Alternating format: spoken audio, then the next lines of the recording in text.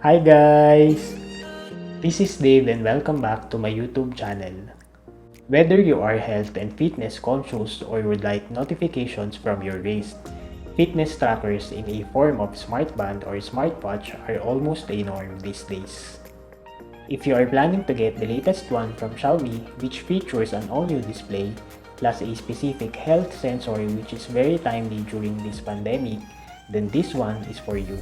For today's video, we will review this Mi Smart Band 6 which I got from a seller in Shopee for 2,150 pesos. This is still the Chinese version as this is not yet being sold officially here in the Philippines.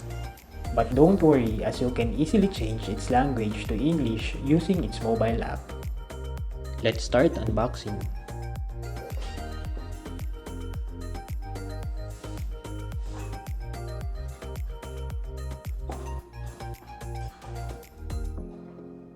Inside the box, you will get the Mi Smart Band 6, its proprietary 2-pin magnetic charger, and its user manual.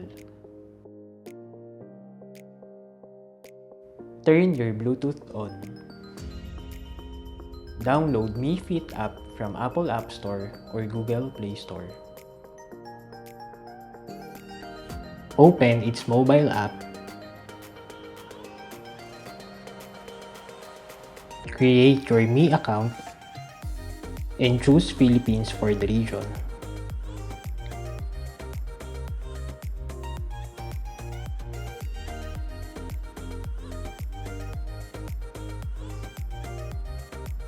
After signing in, go to Profile, choose Add Device, Band, then Agree. Now it's trying to search for your smartband, so bring it closer to your phone. After receiving a pairing request from your mobile phone, confirm it on the band. After pairing, the language will automatically change from Chinese to English. For its features, it has a compact size large display. It has a wearable oxygen detection monitor. It has immediate notification of abnormal heartbeats. It has 30 types of workouts. And it also measures your sleep breathing quality. From its mobile app, you may choose Store to download and customize band display or choose from the existing ones.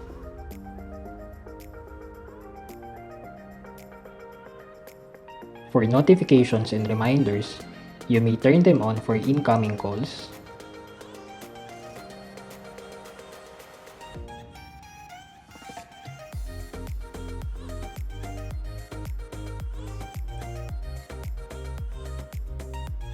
app notifications,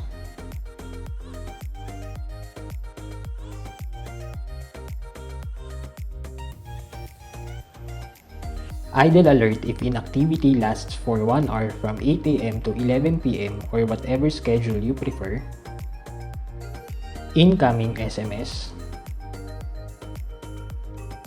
incoming email, and goal notifications.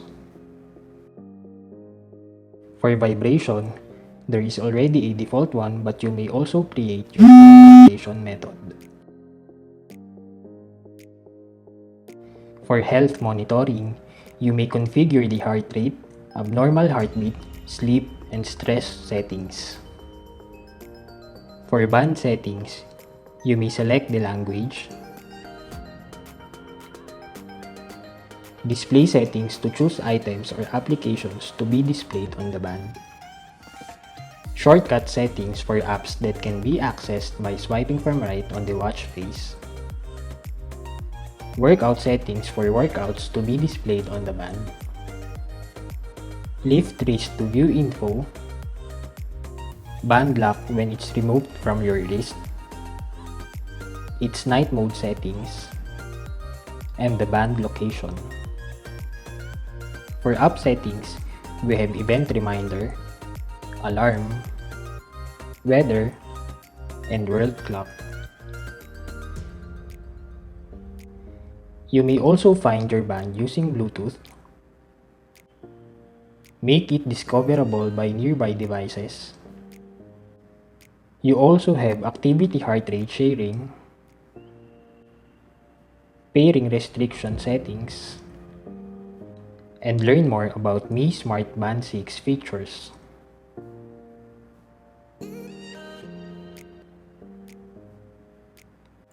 You may also check for updates about for firmware version and Bluetooth address info,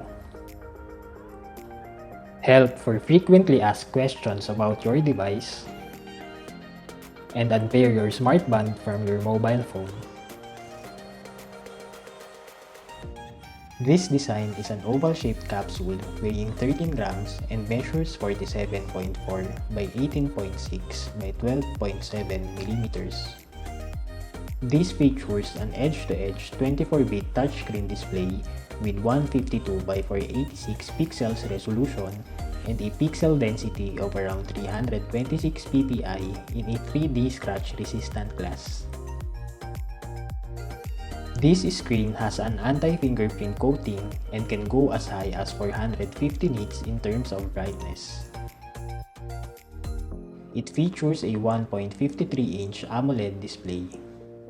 Mi Band 6 packs 125 mAh of battery which can last up to 14 days on normal usage. This charges through a proprietary 2-pin magnetic charger.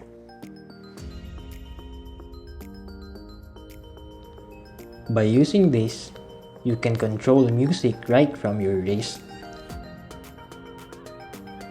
check the weather in your location,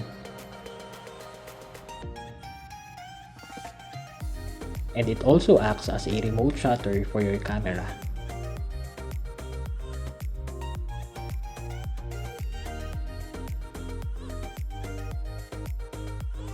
This also comes with blood oxygen monitor sensor, which is a good feature considering the current pandemic situation.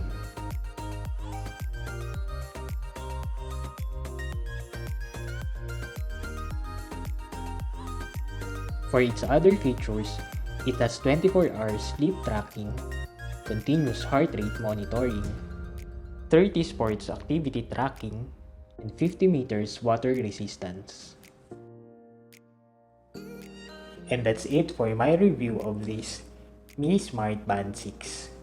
For comments and suggestions for future videos, please leave them all at the comment section below. If you enjoyed this video, please click the like button, subscribe to my YouTube channel, and turn on the notification bell so you will be notified on my next uploads.